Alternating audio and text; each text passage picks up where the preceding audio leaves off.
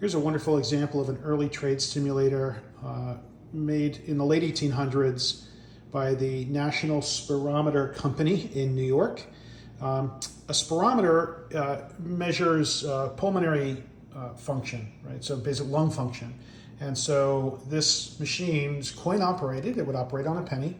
And as a trade stimulator, the user would drop the penny in, it would reset the dial, and then you'd grab this breathing apparatus and blow into the tube and see how much you could advance the needle.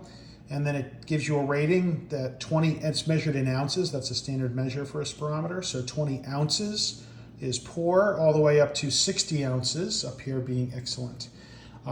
Machine's an excellent example with original dial that has the serial number, it has the patent information, and it has the instructions down below as well as the name of the company.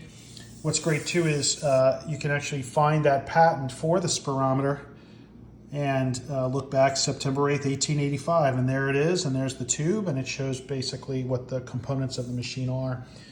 Most of the machine the internals are bronze, cast bronze or cast iron, and basically you see that cylinder, the chamber, which is where the air pressure builds up and then advances the needle. There's a huge cash box inside, so obviously the expectation was that there'd be a lot of people interested in having their lung tested, and it was quite a common thing back in the day. Of course, the problem became that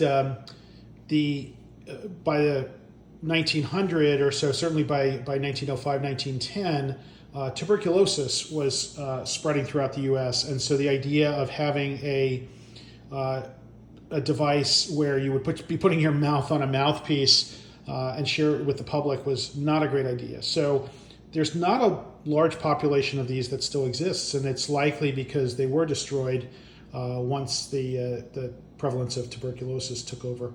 So it's nice to see such a fine example in its oak cabinet and so on. Let's go ahead and demonstrate it.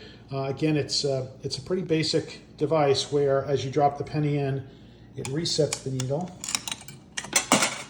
And we hear it drop into that huge coin box, and then we take the mouthpiece. I'll give a puff here. And we see that got it up to about 40 ounces, which is close to average. So between normal and average output for my lung function, which I guess is good to know.